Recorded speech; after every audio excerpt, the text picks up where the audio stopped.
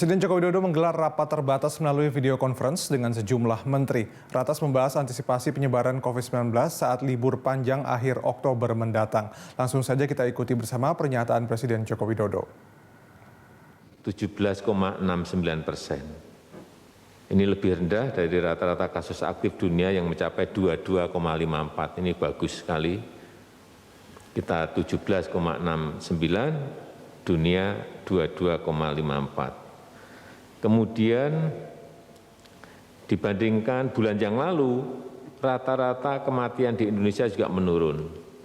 Dari 3,94 menjadi 3,45%. Sekali lagi, menurun dari bulan lalu 3,94 menjadi 3,45. Kemudian rata-rata kesembuhan di Indonesia 78,84. Ini juga lebih tinggi dari rata-rata kesembuhan dunia yang 74,67. Kita 78,84, dunia 74,67. Saya kira hal-hal seperti ini yang terus harus kita perbaiki sehingga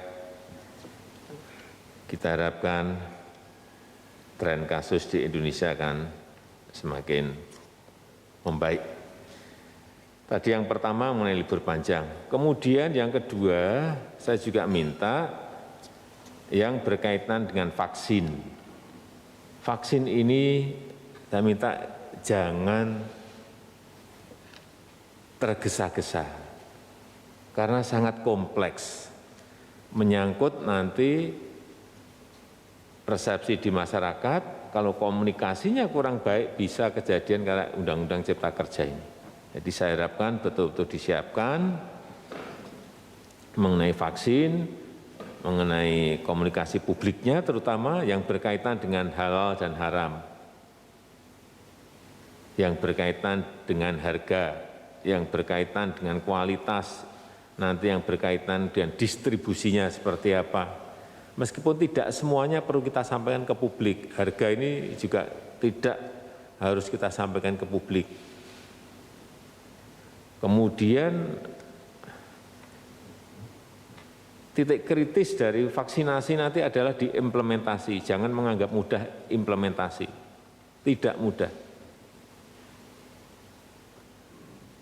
Prosesnya seperti apa?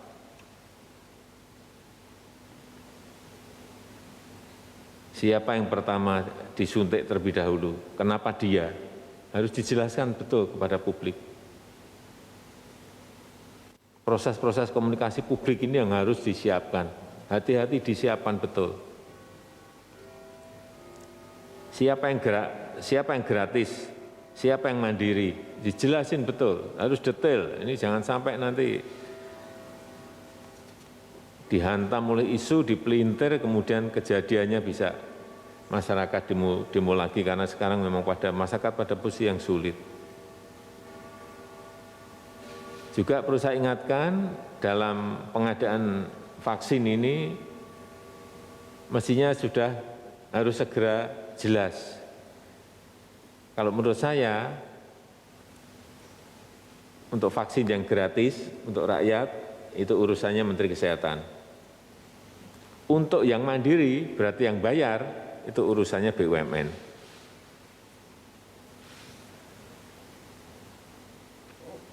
Ini menjadi jelas. Kalau enggak seperti ini, nanti siapa yang tanda tangan ini menjadi tidak jelas nanti. Siapa yang tanggung jawab.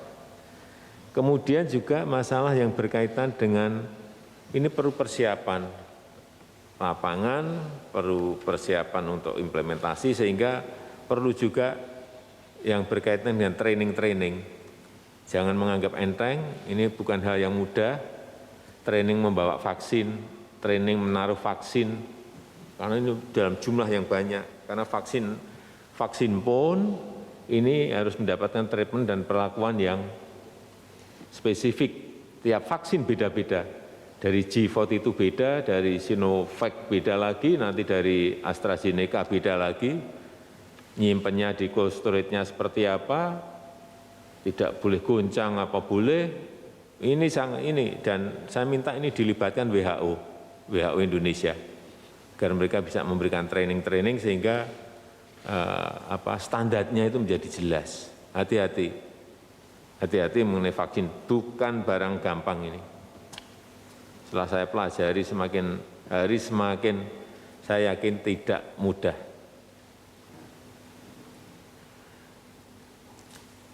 Tadi saya sudah mendapatkan laporan dari Pak Erik untuk AstraZeneca. Ini kiriman pertama di bulan April 2021 dan 1 bulannya kita mendapatkan kira-kira 11 juta. Dan totalnya dapat 100 juta, betul Pak Erik ya? 100 juta ini yang perlu kita ketahui bersama. Jadi sekali lagi di rapat ini juga tadi saya sampaikan yang kedua mengenai vaksin ini agar betul-betul perencanaannya disiapkan betul agar kita tidak salah lagi dalam komunikasi publik yang ada. Saya rasa itu sebagai pengantar yang bisa